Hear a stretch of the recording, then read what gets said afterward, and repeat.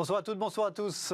C'est Latest Smart. Ravi de vous retrouver en ce début de semaine. Durant une heure avec mes deux invités, nous allons tenter de mieux comprendre, mieux analyser l'actualité économique du moment. De quoi allons-nous parler ce soir? D'abord, de relance américaine ou de soutien à l'économie américaine. Le Sénat des États-Unis a donc voté samedi soir tard le plan de relance de Joe Biden, le fameux plan à 1900 milliards avec quelques ajustements, mais globalement l'enveloppe reste peu ou prou la même. Tout le monde apparaît très excité par cette affaire, y compris les marchés financiers qui sont plutôt très bien orientés aujourd'hui lundi, à la fois en Europe et aux États-Unis. La question: pourrait-on faire pareil, nous, en France, alors que voilà, une espèce de relance absolue avec un niveau d'ampleur bien supérieur à ce qu'on a pu connaître ici, chez nous, en Europe, ou particulièrement en France, a l'air de faire des miracles. En tout cas, les miracles sont anticipés. Et puis, dans la deuxième partie de l'émission, on viendra chez nous, on s'intéressera à la fameuse surépargne des Français, les fameux 200 milliards qui ne seraient pas bien utilisés, avec une question un petit peu provocante, la question l'épargnant, voilà l'ennemi. J'ai rajouté un point d'interrogation, évidemment.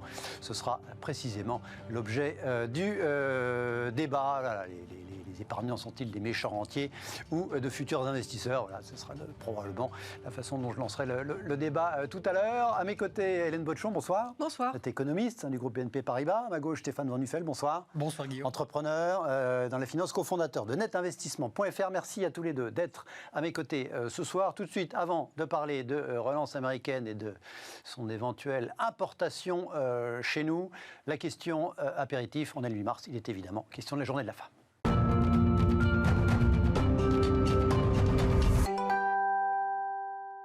Journée des droits de la femme, plus précisément.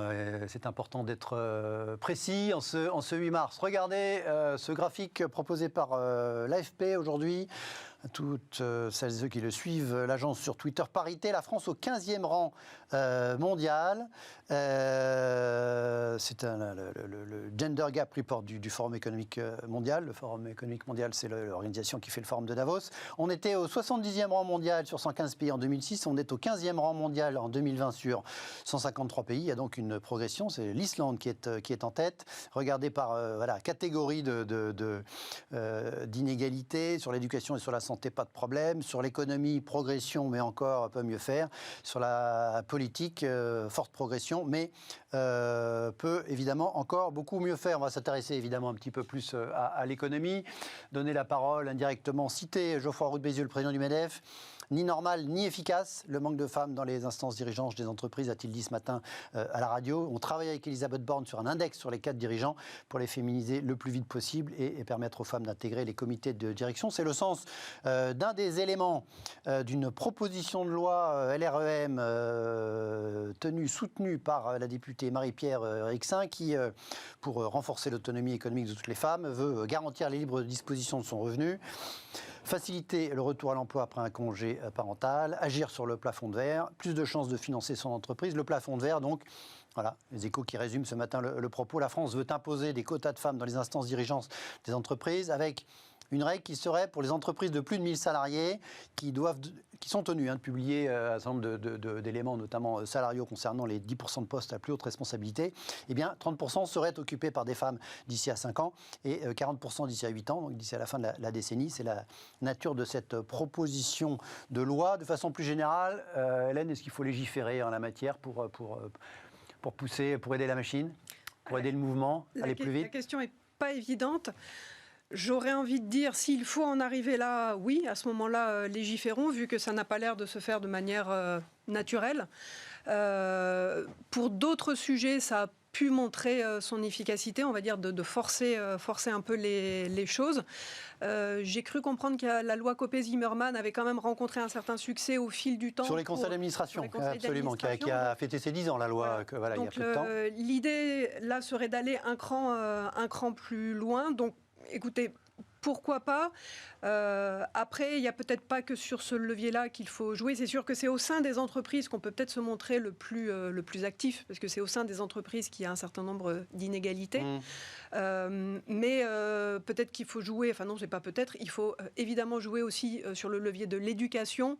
Enfin voilà, changer les états d'esprit du début et tout au long de notre vie. Donc c'est peut-être un outil, mais à mon sens, pas du tout le seul pour parvenir à féminiser les instances dirigeantes, les patrons, la société française dans son ensemble, progresser sur le front de la parité aussi, parce qu'en fait, il y a deux sujets là. Il y a cette histoire de féminisation, on va dire, des instances dirigeantes, et puis d'une manière générale, effectivement, améliorer l'égalité professionnelle hommes-femmes. Le sujet des rémunérations, toujours des écarts de rémunération. Alors en moyenne, c'est très significatif. À poste équivalent, il y a le graphique dans les Échos, 7% sur l'ensemble des catégories d'âge.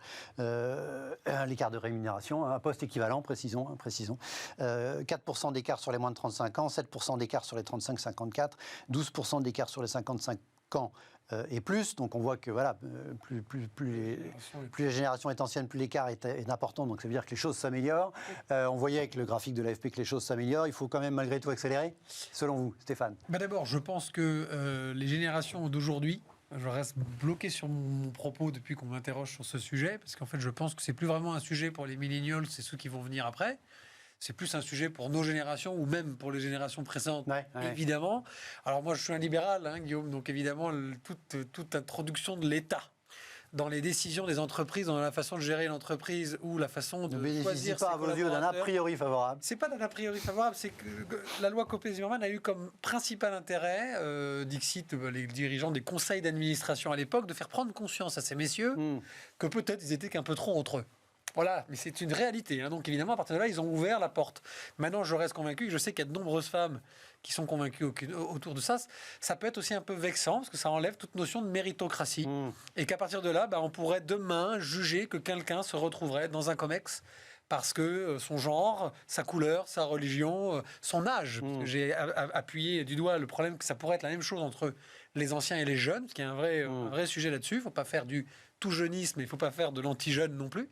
C'est le même principe. Donc le libéral que je suis, intellectuel, je pense que oui, ça peut être ponctuellement, dire l'État se prend en main ce sujet en attirant l'attention. Je trouve que pour une fois, MEDEF réagit à peu près correctement en disant oui, on travaille déjà sur un sujet qui est une réalité. Maintenant, on sait que 15% des entreprises en France sont gérées par des femmes. Elles ont généré 21% des profits.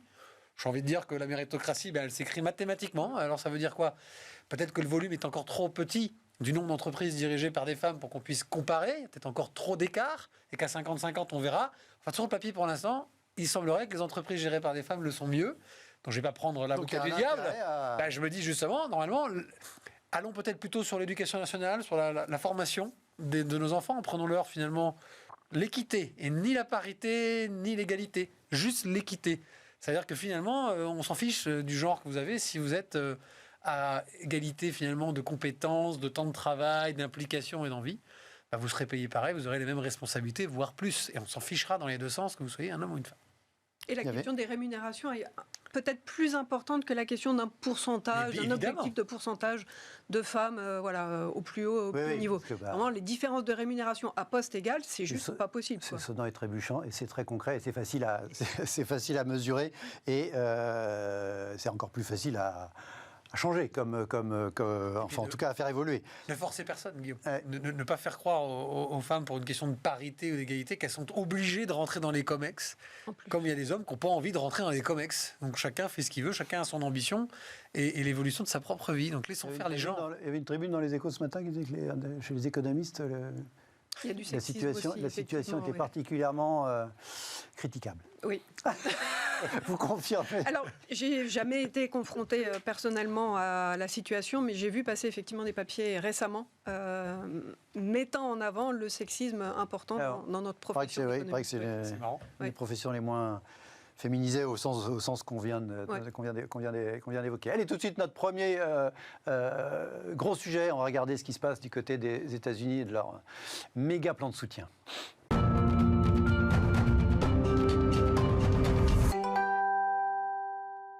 Plan plan de soutien aux États-Unis, je le disais dans le sommaire, donc samedi soir, le Sénat américain a validé, pas définitivement, mais presque, le plan de soutien proposé par l'administration Biden, les fameux 1900 milliards dont on vous rebat les oreilles ici, notamment depuis plusieurs semaines, mais voilà, c'est presque implanté dans la douleur. Écrit le quotidien Les Échos ce matin, Joe Biden valide son gigantesque plan de relance. Je vous poserez la question, j'ai l'impression que c'est plus un plan de soutien, le plan de relance il doit venir, celui concernant les investissements. Il fournit de nouvelles aides pour les foyers, les demandeurs d'emploi, encore les collectivités. Il y a plusieurs centaines de milliards de chèques, le fameux chèque de 1400 $ qui va être attribué à tous les foyers américains gagnant moins de 80 000 euros. Commentaire sur Twitter du président des États-Unis. Quand je suis arrivé, j'ai promis que l'aide était en route. Merci aux sénateurs chômeurs et aux sénateurs démocrates.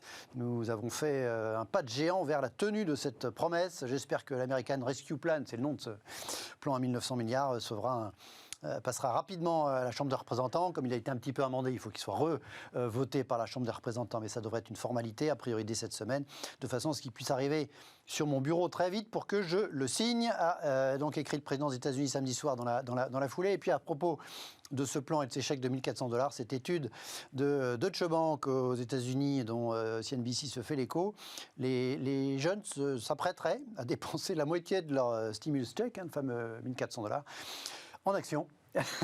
Donc voilà, c'est manifestement par de l'argent qui est immédiatement nécessaire en ce qui les concerne, un sondage sur les 25-34 ans. Alors, pourrait-on faire pareil ? On avait déjà parlé ensemble, est-ce que c'est trop pas assez ? Là, vous étiez assez favorable à ce plan, je me souviens, Hélène, quand on s'en était parlé il y a quelques semaines. La question ce soir, c'est pourrait-on faire pareil, nous, effectivement, en termes de proportion du PIB, si on cumule tous les plans de soutien Trump, 1200 puis 900 milliards de dollars fin décembre, et cette fois-ci maintenant 1900 milliards, on est en pourcentage beaucoup plus que ce qui a été fait chez nous. Alors il y a plein d'explications. Est-ce que se poser la question comme ça, pourrait-on faire pareil, est-ce que ça fait sens ? Alors oui, sur le papier, je dirais que oui, ça fait sens. Et après, on peut regarder la chose, se poser la question de différents points de vue. Le premier que j'ai en tête, c'est la question qu'on peut se poser, c'est par rapport aux fameuses règles européennes de discipline budgétaire, où on est censé avoir des finances publiques plutôt saines, avec nos fameux critères de déficit budgétaire, pas plus de 3% du PIB, ratio de dette publique 60% du PIB. Qui avaient été mis sur pause les critères, il y a quasiment un an maintenant. Et qui ont été mis sur pause donc en 2020, de nouveau en 2021, et la suspension est prolongée en 2022. Donc de ce point de vue-là, la réponse à votre question... Techniquement, on pourrait. Techniquement, on pourrait. L'autre point de vue que j'ai en tête, c'est, on va dire, par rapport à la situation de départ des finances publiques françaises, un peu l'idée, avons-nous la marge de manœuvre pour encore creuser le déficit budgétaire et donc accroître le ratio de dette publique sur PIB ? Alors j'aurais envie de dire que oui aussi. Les États-Unis n'ont pas du tout une situation de leurs finances publiques, une situation de départ meilleure que la nôtre, voire elle est, en termes de déficit budgétaire, elle est encore plus dégradée. Parce que si mes chiffres sont bons, l'année dernière, en 2020, leur déficit a atteint 15% du PIB. C'est peut-être encore une estimation, mais bon, ils sont autour de moins 15. Nous, on serait autour de moins 10. Ouais. Voilà, exactement. Bon, c'est des chiffres qui sont colossaux. 2021, nous, on attend quelque chose comme moins 8% de déficit budgétaire. Donc, si on en rajoute effectivement une louche, forcément, les finances publiques se trouveront encore plus détériorées. Bon, mais si c'est nécessaire... Je ne vois pas spécialement de limite, et c'est l'idée du quoi qu'il en coûte. Donc, si c'est nécessaire, effectivement, on peut y aller. Et le troisième point de vue, c'est la réaction des marchés financiers. Dans quelle mesure, effectivement, ce surcroît d'endettement des États souverains qui sont déjà très endettés, peut entraîner une réaction négative des marchés financiers. Et on voit bien que le débat aux États-Unis, on a des tensions sur les taux longs, alors pour des causes diverses, pas forcément, on va dire, pour des raisons négatives au sens, mon Dieu, la dette des États-Unis est en train d'exploser, ils ne maîtrisent plus du tout leurs finances publiques. On va dire c'est un peu plus pour des raisons positives, plus de croissance, plus d'inflation. Il faut savoir aussi que les taux d'intérêt sont hyper bas aujourd'hui, donc à la limite, autant profiter de la situation. Donc voilà. Selon le quelques point de semaines, vue... les taux à 10 ans aux États-Unis sont passés d'1% à 1,5%. Hein. Voilà. Ça reste très bas, Ça comme vous le reste dites très bas, historiquement. effectivement, Mais effectivement, la tendance tout récente, effectivement, et en Europe aussi, voilà. moins significativement, mais quand même, Alors, à une espèce de petite reprise à la hausse des taux d'intérêt. Sur la question de la réaction des marchés financiers, évidemment, on va dire le statut des États-Unis et de la France, on va dire, n'ont rien à voir en termes d'économie dominante, de taille de l'économie. Ceci étant dit, la dette américaine comme la dette française sont des valeurs refuges. Le marché français a sa profondeur, sa liquidité. Voilà, c'est une dette qui est très, très appréciée, un peu comme la dette américaine. Mais c'est vrai que les États-Unis ont le dollar. Alors nous, l'euro, moi je trouve ça super, mais c'est pas le dollar. Bon, donc ils ont ce privilège du dollar. Mais voilà, selon cette question, règles budgétaires européennes, ça paraît possible. Situation de départ, si c'est nécessaire, ça paraît possible. Situation, réaction des marchés financiers, on va dire, là, il faut être vigilant. Et je reformule encore la question. Pour moi, le nœud du problème, c'est est-ce qu'on devrait le faire. C'est pas tant est-ce qu'on pourrait le faire, à la limite, oui, mais est-ce qu'on doit accroître encore le soutien budgétaire. On va évidemment y revenir. Ce qui est spectaculaire, quand même, c'est que contrairement à nous, les économistes américains sont en train de pas tous encore, mais de réévaluer à la hausse leur prévision de croissance aux États-Unis pour 2021. En fin de semaine dernière, une grande maison de Wall Street, Goldman Sachs, a revu à la hausse ses estimations de croissance à 7% pour 2021, sachant que le PIB américain, c'est réduit de 3,5% en 2020. Donc, c'est-à-dire qu'il ferait beaucoup plus que rattraper l'année 2020. Alors, ils sont plusieurs à 7%. Banque America a relevé à 6,5%. Alors, la moyenne est encore à 5-6, mais tout le monde n'a pas relevé. Sous-entendu,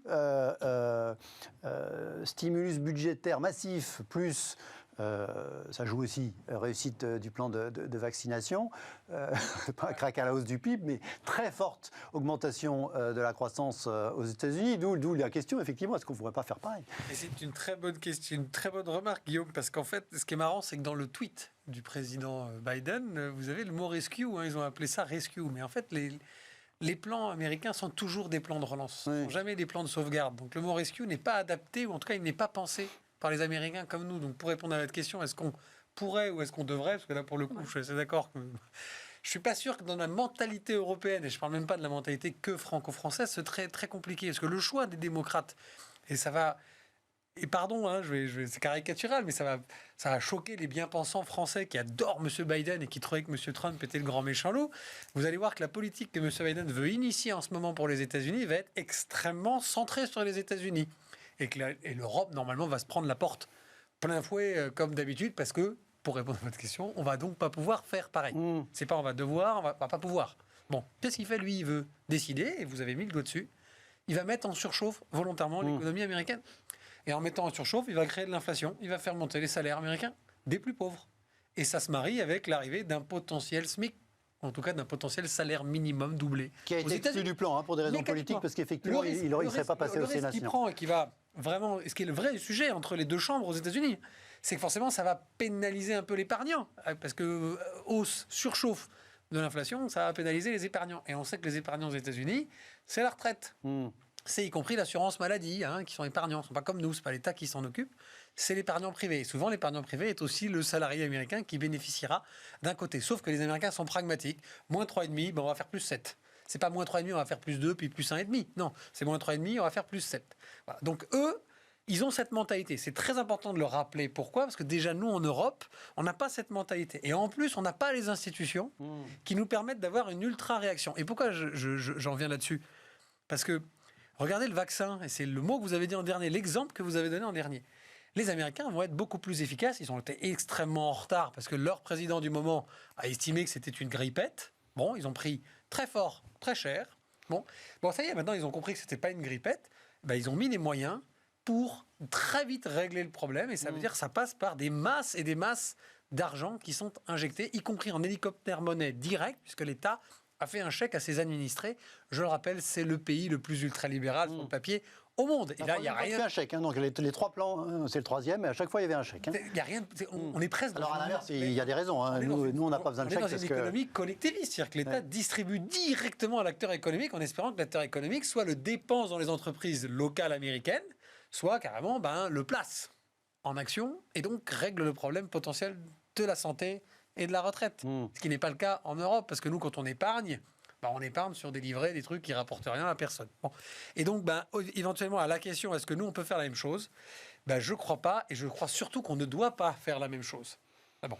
Maintenant, rapidement, juste pour finir, il faut qu'on arrête de s'inquiéter de la dette, et on a encore des capacités à s'endetter. Pour une raison simple, c'est que le coût de la dette est tellement faible que de faire des plans de relance, la question n'est pas combien ça coûte, la question c'est pourquoi on va dépenser cet argent et dans quelle mesure, en dépensant cet argent, on va consolider et restructurer nos économies qui nous permettront un jour, peut-être, de rembourser cette dette.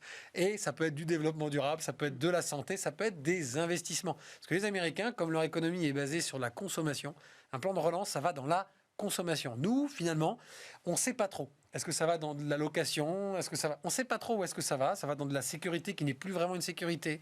Ça va dans l'éducation, on se rend compte que c'est plus vraiment au niveau. Ça va dans la santé, mais on se rend compte que la santé en France n'est plus au niveau et que les gens qui travaillent en France dans la santé en prennent plein les dents, alors que les budgets sont colossaux et que ça n'est pas bien distribué. Donc, on ne pourra pas faire comme les Américains, parce qu'en fait, c'est pas aussi vertical qu'aux États-Unis, en France, et encore moins en Europe, évidemment, comme le rappelait Hélène. Hélène, Stéphane nous dit mise volontaire en surchauffe de l'économie américaine, probablement pour aller chercher de la croissance qu'on ne pensait pas possible et que finalement, y compris d'ailleurs avant la crise Covid, on a vu que le chômage n'arrêtait pas de baisser, que les bas salaires commençaient à remonter. Effectivement, Trump le claironnait encore une fois, avant mars 2020. Un problème de mentalité d'institution, vous-même aviez l'air de dire, donc sur le devrait par rapport au pourrait. Pourrait, vous disiez oui, devrait, c'était la deuxième partie, je viens vers vous sur le sujet, vous n'avez pas l'air de dire oui non plus. La réponse n'est pas évidente non plus. Pourquoi n'irions-nous pas, nous aussi, aller essayer de chercher de mettre l'économie de la zone euro en surchauffe, d'essayer d'aller chercher des taux de croissance qui ne soient pas 1,5%, 2% y a là, et pas 3, 4, 5, au-delà du rebond ponctuel de 2021. On ne pourrait pas aller... Alors, si vous parlez effectivement du gros chiffre qu'on attend tous pour 2021, le point de vue vaut aussi pour les États-Unis, les plus 7% attendus aux US, prévus par... Oui, mais c'est 2 fois le chiffre négatif de 2020. Tout à fait. Alors donc que eux, ils reviennent a priori... nous, c'est moins que le chiffre négatif de 2020, voilà. Parce que quoi qu'on a quand même fait moins 8,3 en France, Bercy espère 6. Voilà. Bon. Et en fait, c'est sur cet aspect-là, sur cet objectif-là, c'est en ces termes que se pose la question, est-ce qu'on devrait injecter encore plus d'argent public dans l'économie ? Vu que selon les différentes prévisions que l'on a, on ne revient pas au niveau d'avant-crise à l'horizon de cette année 2021, quoique, imaginons un scénario positif où la vaccination accélère encore, vraiment. Et donc ça permet de déconfiner totalement plus rapidement que ce qu'on peut espérer aujourd'hui. On a déjà vu l'année dernière que dès qu'on déconfinait, même partiellement, la consommation, ça repartait assez vite. Donc moi, dans mes chiffres, quand je fais mes exercices de prévision, je peux arriver à un scénario positif et à un retour au niveau d'avant-crise dès cette année 2021. Ça suppose des hypothèses assez optimistes, je suis d'accord, mais c'est possible. Mais ce retour au niveau d'avant-crise, c'est pas le consensus. Mais c'est peut-être vous qui avez raison. On verra à la fin de l'année ou au début de l'année prochaine. Mais ça, c'est une première étape, revenir au niveau d'avant-crise. Mais l'autre, indicateur ou objectif à avoir à l'esprit, c'est revenir sur la trajectoire d'avant-crise. C'est-à-dire, s'il n'y avait pas eu la crise, le PIB français, par exemple, aurait progressé de 1,5%. Ça veut dire qu'en 2021 ou en 2022, on aurait été, sensiblement plus haut.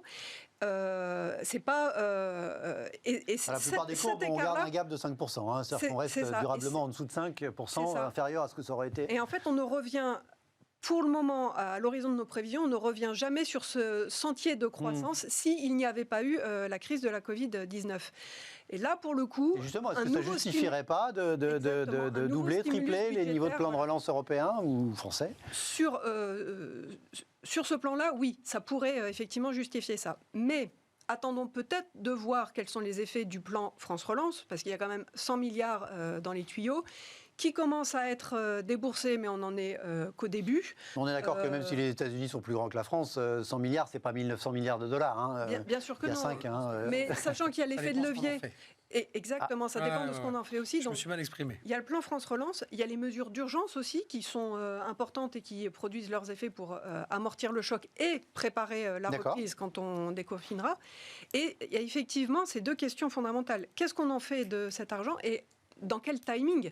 Aujourd'hui, en France, vu les activités qui restent encore empêchées du fait des mesures de fonctionnement, ça ne sert à rien de stimuler la demande.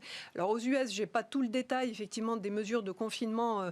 On commence progressivement à déconfiner, mais il y a encore beaucoup de choses fermées. Effectivement, donner de l'argent directement aux ménages, s'ils n'ont pas moyen, on va dire, de le dépenser sur tous les produits et services auxquels ils ont l'habitude de consommer, je ne suis pas certaine de l'efficacité et de l'opportunité de la chose. Et le sondage que vous citiez, comme quoi une partie des jeunes... Ils sont très loin d'avoir été distribués à date. Tout à fait, mais c'est sur 2 ans. Donc laissons le temps à ce plan de produire ses effets. Et donc, en gros, ne gaspillons pas trop tôt nos munitions, vu que même les taux sont bas. Alors, je pense qu'on a encore de la marge de manœuvre, notamment parce que les taux d'intérêt sont bas, mais il ne faut pas non plus pousser le bouchon peut-être trop loin. Donc, ne gaspillons pas les munitions que l'on a encore aujourd'hui. Et si ça s'avère nécessaire, c'est-à-dire quand on aura vraiment déconfiné, et si là, ça ne repart pas aussi comme il faut, à ce moment-là, on pourra en rajouter une couche. Pas de précipitation. Vous intervenez, ça dépend ce qu'on fait, ça dépend ce qu'on en fait de cet argent. Sous-entendu, on pourrait, avec cette enveloppe, certes énorme, mais raisonnable par rapport à ce qu'on voit aux États-Unis de 100 milliards. Quand je disais, on ne pourrait pas. Aller chercher non pas de la surchauffe, mais de la surcroissance. Moi, je suis pour que France Relance, voire même des plans européens, soient peut-être plus puissants. Mais la question, c'est le fléchage. Voilà, le terme est vraiment très important. On ne devrait surtout pas faire ce que veut faire l'administration Biden. C'est juste ce que je veux dire. C'est-à-dire que l'idée de surchauffer les salaires en Europe, c'est pas possible. Regardez, dès qu'il y a une petite montée de 0,20 ou de 0,30 de l'inflation, tout le monde en Europe se met à paniquer. Les marchés obligataires, qu'est-ce que ça va devenir les taux ? Je rappelle que normalement, dans les statuts de la BCE, on devrait être à 2 d'inflation. On est en dessous de 1. Donc ça veut dire que déjà, la Banque centrale ne fait pas son job en ayant maintenu les taux tellement bas qu'elle est hors de son cadre légal qui était de maintenir une inflation à 2. Donc de revenir à une inflation de 1,30, 1,40 serait une logique implacable. Mais on a peur de la remontée des taux, parce que ça voudrait dire que la France va emprunter plus cher, et que donc là, on va poser la question de pourquoi on emprunte. Parce que si vous empruntez pour 0, faites ce que vous voulez, c'est pas grave. Si vous empruntez pour faire n'importe quoi, et que ça devient cher, et que le coût de la dette devient un poids pour de vrai, il va falloir justifier cet investissement. Et c'est là où je trouve que pour l'instant, Bercy s'en sort pas trop mal. Après, le PGE, il prépare déjà des sorties différentes, avec le nouveau prêt, avec potentielle garantie de l'État, le terme m'échappe, PPSE ou je ne sais plus quoi, où finalement la garantie de l'État ne serait qu'à 30%, on intégrait les banquiers avec, et donc à ce moment-là, on ne financerait que les entreprises. Dont on parlait en fin de semaine dernière, effectivement, prêt participatif, voilà. Ce ne serait pas de l'hélicoptère-monnaie où on donne $1 400 à un Français, parce qu'en fait, on sait ce qui va se passer, on en parlera sûrement dans la deuxième partie, parce que ça va être le grand méchant épargnant. $1 400, 1 400 € à un Français, évidemment, il va le mettre sur le livret A ou le fonds euro de l'assurance vie. Vous me direz, ça financera l'État français. Mais il n'y a pas besoin, puisque les taux sont bas et que finalement l'État peut emprunter n'importe où. Donc attention à mes propos. Quand j'ai dit on ne devrait pas, il ne faut pas faire un plan de relance très puissant. C'est le moment, justement. Mais il faut le faire différemment à l'européenne, ni à la chinoise, ni à l'américaine. Surtout pas à l'américaine. Oui, non, et puis encore une fois, les Américains font des chèques font des chèques parce qu'il n'y a pas du tout les mêmes systèmes de. Et puis parce qu'ils savent que les Américains vont dépenser l'argent. Les Américains dépensent. Le chômage partiel, on a bien vu que voilà. Sur ce, pour terminer. Temporairement, évidemment. Tant qu'on n'aura pas dépensé les 1900 milliards, on aura l'occasion de revenir sur le sujet autour de cette table. L'idée que les 25-34 ans, là, les $1 400, ils vont être la moitié en bourse, c'est quand même surréaliste. C'est une bonne chose. Il trouve que c'est une bonne chose, Stéphane, tout à l'heure, en disant que ça allait augmenter les perspectives des retraites en faisant augmenter les cours de bourse. Je sais pas, moi, il me semblait que les marchés actions étaient déjà bien stimulés, donc je suis pas... Bon, bien sous opioïdes, bien sous. Je ne suis pas convaincu que ce soit le meilleur moment d'acheter des actions, mais il y a peut-être encore des valeurs pas chères, donc faut voir. Non, je suis assez surprise, mais ça veut peut-être dire que, et justement par rapport à ce qui vient juste d'être dit, le ciblage est hyper important. Là, on a un peu l'impression que Biden, pardonnez-moi l'expression, ils balancent de l'argent sans trop réfléchir où ça va aller. Il y a des grosses masses, il y a un gros effet d'annonce qui peut jouer positivement, ça on est d'accord, mais il faut voir à quoi ça sert. Après, les sommes sont importantes aussi parce que ça pallie des déficiences du système de protection sociale américain. Personnellement, je préfère la configuration du plan France Relance et des mesures d'urgence qui ont été prises en France, mais dans les autres pays, parce qu'effectivement, il y a un soutien à l'activité immédiate, et puis il y a aussi un soutien à l'offre qui me paraît un peu plus réfléchi que le plan de relance américain. Les millennials qui veulent mettre la moitié de leur chèque sur la bourse. C'est intéressant quand même, parce que c'est le risque du plan Biden. Le risque du plan Biden, comme je disais tout à l'heure, c'est de déséquilibrer au profit des salariés l'épargnant, parce que pour qui dit inflation...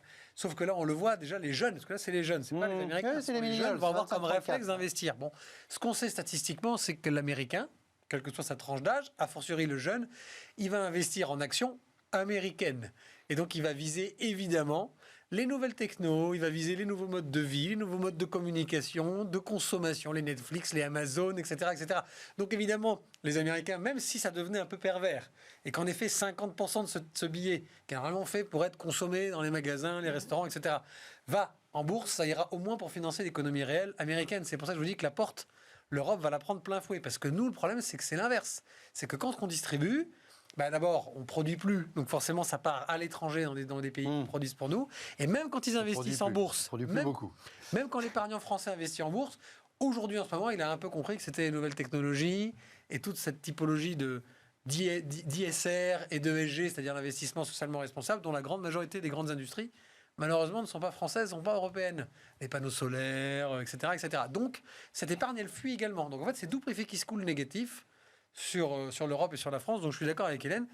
Il faudrait bien plus se flécher et se poser la vraie question de comment on dynamise tout ça. Bon, c'est pas une mauvaise chose que les Américains le fassent, mais ils sont Américains. En attendant, les Américains, ils se sont mis à épargner, pas pour la première fois, mais de façon assez exceptionnelle. En 2020, ils ont un taux d'épargne, je crois, qui atteint les 20% en ce début d'année, ce qui n'est jamais vu aux États-Unis. Nous, on a l'habitude d'épargner. C'est pour ça qu'on va en parler de cette épargne. Est-ce que l'épargnant est le grand méchant loup de cette affaire?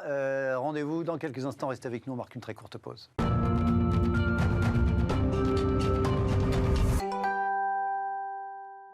Retour dans Late & Smart, merci de rester avec nous. On parle d'épargne et d'épargnants dans cette deuxième moitié de l'émission. J'ai intitulé ce deuxième débat de façon un petit peu provocante. L'épargnant, voilà l'ennemi, point d'interrogation. Allez, pour y regarder, ce week-end, le Figaro Magazine avait fait sa une sur son spécial placement annuel, voilà, intitulé, je ne sais pas si c'est très très malin.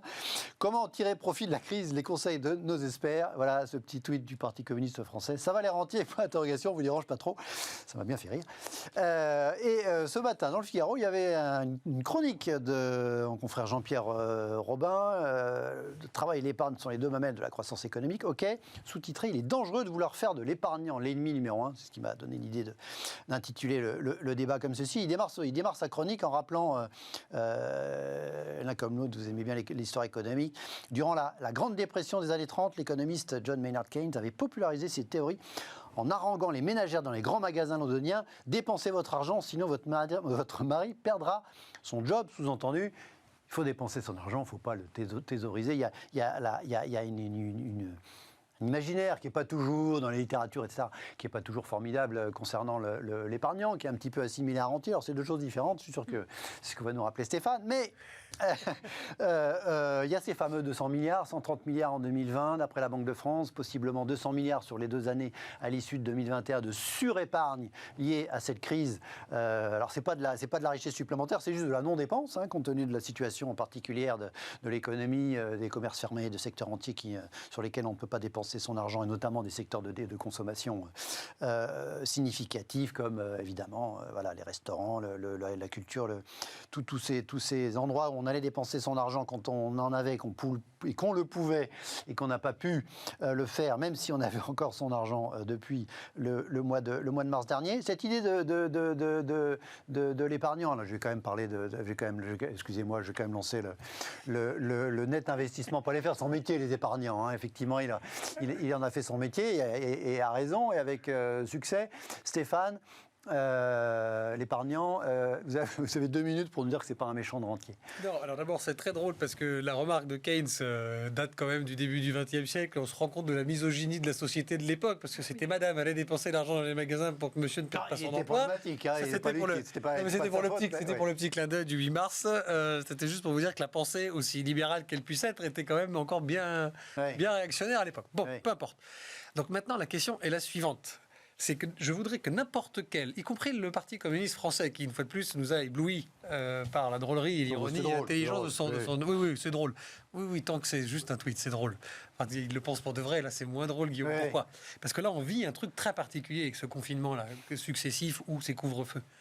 Il y a des pans entiers, je vais prendre la restauration, ça va parler à tout le monde. Il y a des pans entiers qui sont fermés. Et donc quelle est la conséquence fondamentale ? C'est qu'il y a de l'épargne. C'est pas de l'épargne pour le coup là.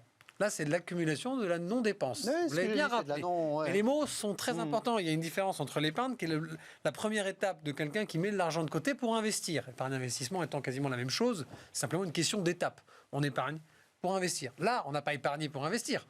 On a épargné au mieux parce qu'en fait, on nous a empêché de dépenser. Maintenant, on a peur, donc on va le garder. Ça, c'est le vrai sujet. Mais... je reviens sur ce sujet. Pas sur l'assurance vie en 2020. Pour qu'on comprenne à quoi sert l'épargne, quel qu'il soit, quel que soit le montant. Est-ce que c'est quelqu'un qui a 1 000 euros de côté ou quelqu'un qui a 200 millions de côté? Il ne l'a pas volé dans les deux cas. L'épargnant, qu'il soit rentier ou qu'il soit juste épargnant grand public, dans les deux cas, là on a un exemple. C'est qu'à partir du moment où l'épargnant ne dépense pas son épargne ou n'investit pas son épargne ou ne l'envoie pas, de quelque façon que ce soit, cette épargne dans l'économie, eh ben, l'économie est stoppée. Et là, en fait, on a eu l'exemple parce que c'est l'inverse. Une cause sanitaire nous a empêché de dépenser notre argent. Et cet argent non dépensé est devenu de l'épargne. C'est bien la preuve qu'il n'y a pas de combat entre travail et capital, parce que l'épargne, ça veut dire ça dans la tête des gens. Hein. Bon, c'est juste qu'à un moment donné, il faut les deux.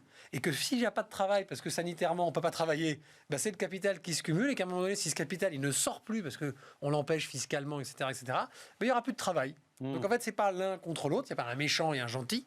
C'est l'un avec l'autre et qu'il faut trouver constamment le bon équilibre. Donc il n'y a pas de méchant épargnant, il y a juste un problème de la mauvaise épargne et du mauvais épargnant, qui est la question de se dire à un moment donné, j'ai un rôle quand je suis épargnant, en particulier quand j'ai une épargne plus importante, et c'est à l'État de peut-être flécher cette épargne, parce qu'il faut peut-être l'investir au bon endroit et au bon moment. Et je pense qu'en ce moment, c'est la vraie question qu'on doit se poser. C'est que là, cette épargne, il ne faut pas qu'elle aille sur des livrets ou des fonds euros. Tant qu'on a peur de la crise sanitaire, j'ai pas de sujet, je ne juge pas les gens. Mais une fois qu'on sera revenu à la normale, il faudra que les gens aillent déjà dépenser leur argent. Et ensuite, ceux qui n'ont pas dépensé ou qui n'arriveront pas à rattraper en retard de dépenses, et je souhaite que ce soit le cas, qu'ils aillent dans les restaurants, les cinémas, les théâtres, etc. Bon, ben derrière, au moins qu'ils fassent un effort et qu'ils investissent dans les PME d'avenir françaises, du développement durable, du sanitaire, etc. Plutôt que de le laisser, je vous le dis, sur un livret A qui rapporte rien ou un fonds euro qui n'est qu'une obligation de l'État français. Voilà en fait le vrai sujet. Le vrai sujet, c'est pas le méchant épargnant, c'est le mauvais épargnant. Et je rassure les gens du Parti communiste français, plus les gens ont du patrimoine, mieux ils flèchent leur patrimoine. Et c'est pas en donnant ce genre d'image que ça va les empêcher de continuer à faire ce qu'ils font. Je pense que c'était un clin d'œil. Non, mais je taquine. Notamment le titre, c'était comment tirer profit de la crise à la une d'un livre. Hélène, il y a donc deux sujets, puisque effectivement on parlait notamment dans la première moitié de l'émission à propos du plan de relance américain à la nécessaire dépense de consommation. Cette surépargne, s'il fallait choisir, est-ce qu'il faudrait qu'elle aille dans la consommation ou dans l'épargne, à supposer que dans l'épargne maligne, intelligente, constructive, préalable à l'investissement qu'évoque Stéphane. S'il fallait choisir, est-ce qu'il faut choisir ou est-ce qu'il faut faire les deux? Mais c'est un peu... il faut faire les deux. Oui, mais d'abord, dans quel sens? Alors voilà, qu'est-ce qui est le plus important? Alors, à la limite... le dépenser, cet argent, ou l'investir pour demain? Je dirais très concrètement, au moment où on se parle, vu que toutes les dépenses ne sont pas encore possibles, et on en revient à l'origine, enfin, d'où vient la constitution de cette épargne forcée? Moi, j'aime bien le terme d'épargne forcée, où c'est quelque chose qui n'a pas été dépensé. Et sachant que si elle est aussi importante que ça... C'est pas qu'elle est très très riche. Hein, donc en gros, c'est 70% de ces 200 milliards, c'est 20% des foyers français. Ce qui est globalement les ratios de l'épargne en général, d'ailleurs, effectivement. Et quand on voit que l'essentiel a quand même été investi dans les livrets A, les livrets A, ça ne concerne pas les grandes fortunes, parce que les grandes fortunes, leurs livrets A, ils sont déjà au taquet, a priori, 6 ans. Oui, voilà. C'est le résultat effectivement de... il y a eu beaucoup de consommation qui a été empêchée et en même temps des revenus disponibles des ménages qui ont été globalement préservés par les différentes mesures d'urgence prises par le gouvernement. Donc c'est vraiment la combinaison des deux, consommation empêchée, maintien, préservation globale du revenu, qui amène à la constitution de cette épargne dans des montants assez importants.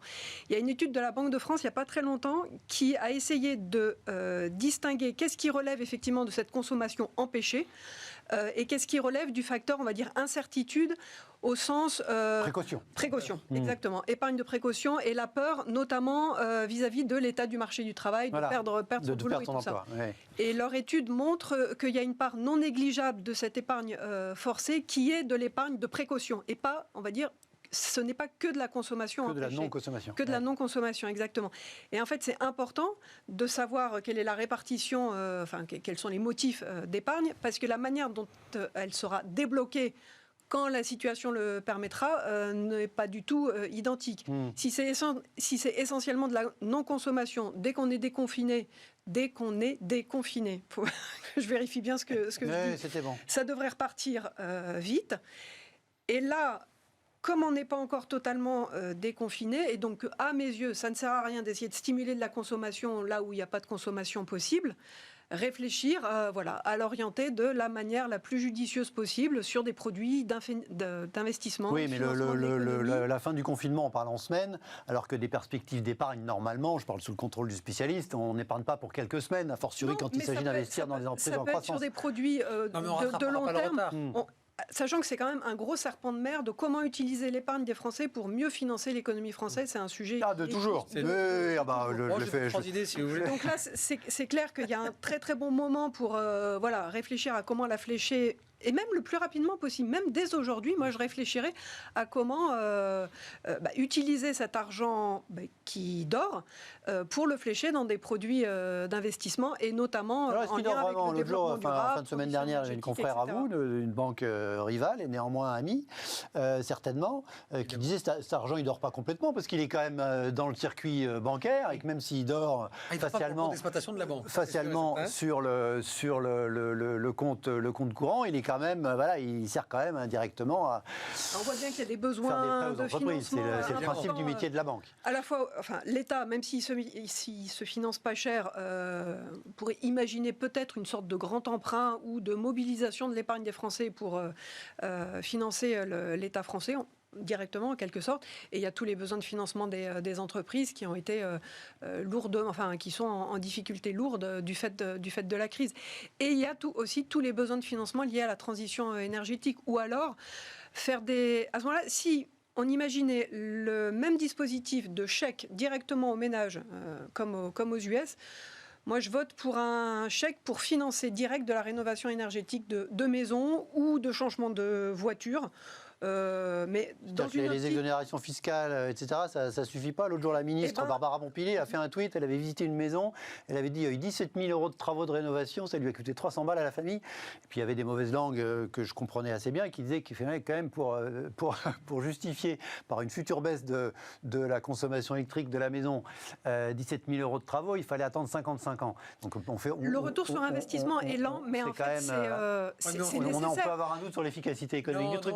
On finance la R&D, en fait. C'est ça que les gens oublient de dire, les mauvaises langues oublient de dire que si jamais à un moment donné l'État ne se met pas à déclencher ce genre de mécanisme, ça ne va pas pousser les entreprises à grossir et à se spécialiser et à s'améliorer dans ce genre de secteur. Évidemment, il y a des effets d'aubaine. Et il y a des gens qui viennent prendre l'argent là où il est. Mais c'est comme ça que vous évoluez et que vous innovez. C'est-à-dire que le jour où on mettra Regardez, les Chinois, ils ont mis des fortunes sur la table en recherche sur le silicium pour faire des panneaux solaires.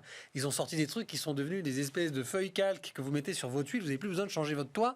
Nous, on change encore le toit quand on met des panneaux solaires sur nos toits. C'est parce qu'en fait, à un moment donné, l'État a injecté des énormes sommes. Alors évidemment, ça coûte à un moment donné de l'argent. Sauf que ça a permis de créer tout un microcosme d'entreprise qui a commencé à faire de la R&D, à développer. C'était pour de la laine de verre, c'est pas de la haute technologie. Vous avez compris. Mais en revanche, il y a un truc qui est sûr qu'il ne faut pas faire. Si vous me permettez d'être un tout petit peu provocateur, c'est qu'il ne faut pas faire ce qu'ils veulent tous faire en ce moment, parce que vous le voyez venir là, en ce moment, les 200 milliards. Premier réflexe français. Et alors là, pour le coup, pardon Hélène, j'espère que vous n'êtes pas signataire, 180 économistes de tous bords d'ailleurs ont l'air assez d'accord sur le principe que cette épargne française, on va la taxer. Ah oui. Et alors là, excusez-moi, j'ai les cheveux qu'on fait pouf, en disant, ah ben voilà, alors là, typiquement, on est dans l'excellence française, dans la bêtise. C'est-à-dire que là, dans l'absolu, on s'est dit, tiens, il y a une manne financière. Qu'est-ce qu'on va en faire? C'est une réponse On va la taxer. Parce à que l'ennemi moi- épargnant. moi, je vois des- c'est en tout cas Moi, en je termes vois de des clients. perception. Moi, je vois des clients, je les entends, Ouais. ils nous écrivent, bon, on les pratique. Il y avait l'épargne de précaution, premier réflexe des premiers mois pendant le confinement réel. Mhm. Bon, après, ils ont vite compris qu'Amazon, Netflix, c'était super, donc ils ont commencé à dépenser sur Amazon, Netflix, donc c'est devenu de l'épargne forcée. Et ça mettra des mois avant de rattraper. Donc je pense qu'il y aura de toute façon une somme qui ne sera jamais redépensée dans l'économie réelle. En revanche, maintenant, ce qu'on voit apparaître, nous, sur des profils plutôt français moyens, donc pas le 1% des plus riches, voilà, les 25-30% de cette Ouais, classe ce dont moyenne. on parle, Bon. les 200 milliards. C'est Ouais. qu'ils commencent à s'habituer, comme à chaque fois, c'est l'effet ricardien de l'épargne en France, c'est la peur de la fiscalité. Mhm. C'est-à-dire qu'en fait, ils savent à un moment donné que s'il y a épargne, il va y avoir passage de l'État à un moment donné, que ce soit en CSG, CRDS, que ce soit en IR. Bah, déjà, que ce la soit en prolongation de la contribution CRDS, c'est de fait une hausse d'impôt. vous comprenez ce que je veux dire? C'est-à-dire qu'en ce moment, il y a un troisième effet. Il y a eu la peur de précaution sanitaire, il y a eu l'épargne forcée parce qu'on ne pouvait plus dépenser. Et là, ils vont commencer à thésauriser en se disant, il y a un moment donné, je vais me prendre la facture. Voilà. Et bien, ça n'a pas manqué. Là, depuis 3 semaines, un mois, c'est le sujet qui arrive sur la table. Et le gouvernement se bagarre. Et là, on peut reconnaître à Bruno Le Maire l'idée de dire, non, surtout pas, on ne va pas le faire, on va pas le faire. Qu'il y soit contraint ou pas, j'en sais rien. Je dis juste que ce serait une idiotie. Parce que alors là, voilà un mauvais fléchage, parce que là on n'est pas en train de dire c'est des gens qui épargnent et qui ont déjà beaucoup, et comme ils épargnent, ce serait logique peut-être sur ce trop-plein. Voilà. Non, là c'est monsieur et madame tout le monde n'ont pas pu dépenser cet argent, alors qu'on est dans une France qui base tout sur la demande. Ben, quand la demande s'arrête, on ne peut plus dépenser cet argent, ce serait idiot d'aller la fiscaliser. Donc si je peux dire, ce serait juste d'éviter au moins cette erreur-là. Voilà. Hélène, à propos de fléchage, à propos de bonne utilisation de cette épargne, on en parlait en fin de semaine dernière, le ministre de l'économie a présenté son plan à c'était combien? 20 milliards pour les PME et les ETI, donc via notamment ce qu'on appelle les prêts participatifs. Donc c'est d'abord les banques qui vont les accorder, ces prêts qui vont ensuite essayer de les refourguer aux investisseurs institutionnels et donc par là même solliciter l'épargne des Français, cette fameuse épargne. C'est la même épargne qui, le cas échéant, réglerait et qui donc serait ainsi fléchée vers l'aide aux PME et aux ETI. Ça vous a paru un bon dispositif? En fait, ça me paraît un fléchage encore bien compliqué. Indirect, Le dispositif en tant que tel, les prêts participatifs, avec l'idée de renforcer les fonds propres des entreprises, parce que pour les entreprises, maintenant, elles ont bénéficié des PGE, des différentes mesures de solidarité, report de charges, etc. L'étape d'après, effectivement, c'est pour celles qui sont viables, mais encore en difficulté, de renforcer leurs fonds propres. Donc cette mesure-là a cet objectif-là. Et rappelons que ces prêts participatifs, on ne les rembourse pas avant 4 ans. Non, il y a 4 voilà. ans de... Donc, voilà. Et ensuite... C'est un produit financier ça reste un prêt, mais qui est compté en fonds propres. Donc le dispositif, on va dire, est intéressant. Et qui du coup permettent d'avoir des prêts classiques en plus derrière, du point de vue de... c'est l'enjeu. Mais en termes de fléchage de l'épargne, on va dire, moi en tant qu'épargnante, pour moi le circuit n'est pas du tout évident. Et je me dis, par rapport au succès rencontré par le livret A, est-ce qu'on ne pourrait pas, c'est une question de béotienne, mais créer un produit financier équivalent au livret A dans lequel on viendrait mettre notre argent aussi et qui irait directement financer les PME, les ETI sans qu'on se pose aucune question sur alors est-ce que je prends un PEA la question c'est la prise de risque. Effectivement, le livret A, c'est la réglementation. Un produit phare, méga simple, où il y a un peu de prise de risque et où les ménages français on les éduque un peu plus, on les sensibilise à la prise de risque, parce que c'est vrai que pour le coup, par rapport aux ménages américains, on n'a pas du tout la même appétence pour le risque. Donc sensibiliser à cette question-là, mais via un placement financier qui serait ultra simple, ultra lisible. Il faut être quand même, me semble-t-il, très averti aujourd'hui pour placer son argent et qu'ensuite on se dit ça va aller financer des boîtes françaises. Je rêverais de faire ça, mais je suis en fait, pardonnez-moi, paumé dans les dispositifs existants. Donc on ne peut pas faire un truc super simplifier radicalement la chose. Guillaume, ça ne pourrait pas être à capital garanti, parce que le risque serait trop important. C'est pour ça que je parlais de risque. Et alors là, je me tourne vers Hélène, qui donc travaille pour une grande banque, et j'imagine qu'ils y ont pensé, parce qu'ils ont quand même des cerveaux, le BNP, je connais bien. je pense objectivement en plus qu'il y a un tout petit truc qui s'appelle BAL 3, qui sont des normes de régulation de fonds propres qui font qu'une banque ne peut plus investir ou prêter, parce qu'évidemment la banque n'aime pas faire du capital risque, la banque préfère faire son métier, qui est de faire de l'obligataire ou de prêt. Voilà, elle prête. La banque, elle prête, elle n'aime pas être au capital. C'est pas son job normalement, ça sont des fonds d'investissement. C'est là où je rejoins Hélène, c'est ce qu'a voulu faire l'État. L'État se porte caution d'une banque qui va prêter et qui va donc financiariser, rendre en papier obligataire au travers d'un fonds qui va aller vendre à ce moment-là un produit financier d'equity obligataire. Donc ça met des couches. Alors, d'abord, ils peuvent venir sur notre investissement s'ils veulent. Je leur expliquerai, parce que c'est un peu notre métier.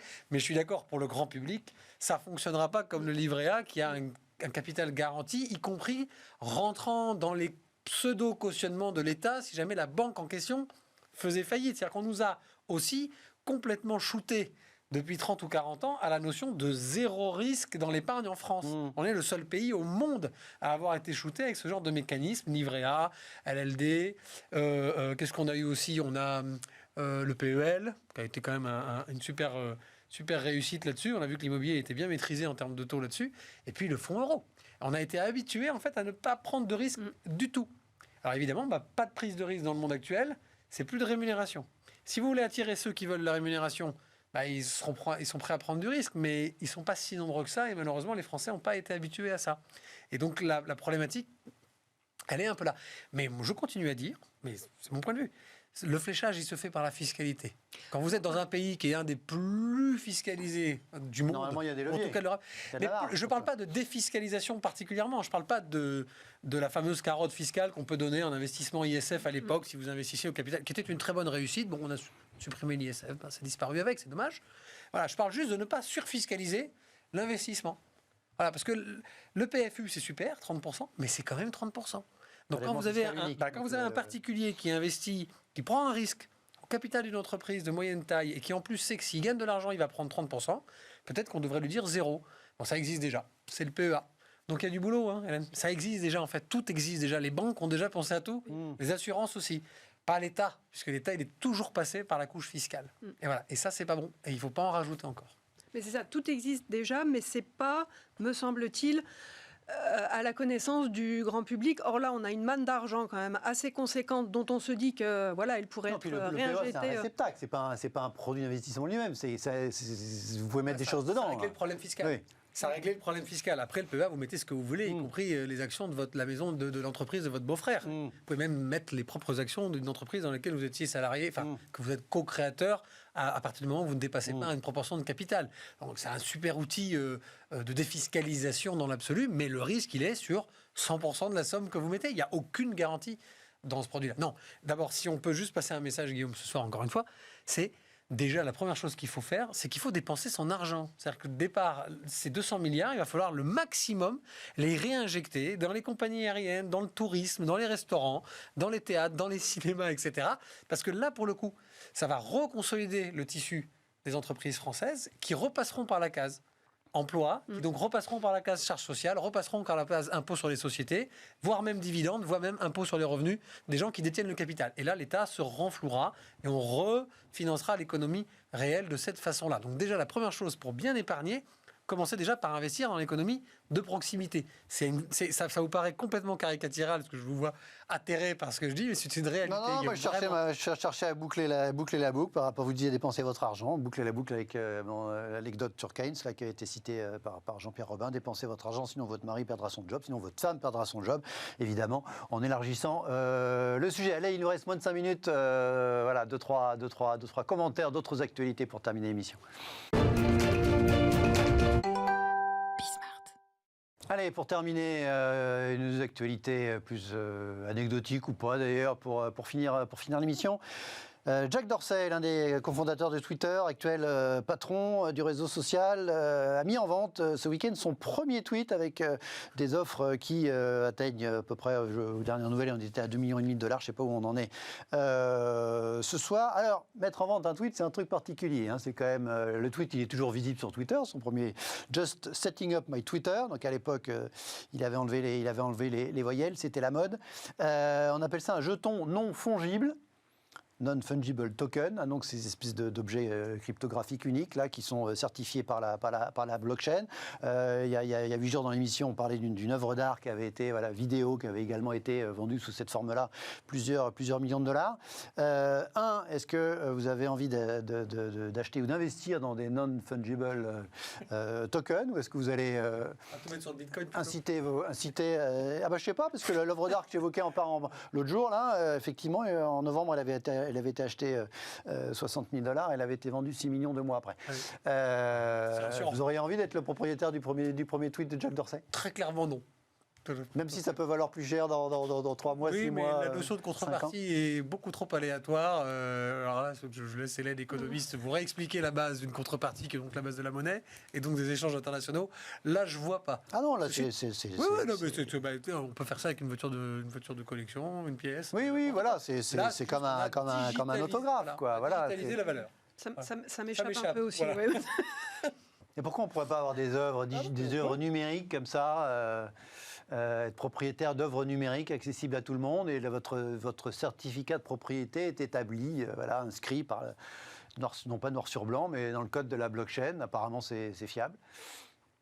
C'est un autre monde, on est un peu vieux pour ça. Ça me laisse totalement perplexe. En fait, je vois pas bien le pourquoi du comment. Mais bon, ça nous aura donné l'occasion de montrer quel était le premier tweet sur Twitter. Guillaume, si vous voulez me faire un cadeau, je préfère un Picasso, moi, personnellement. En fait, c'est ça.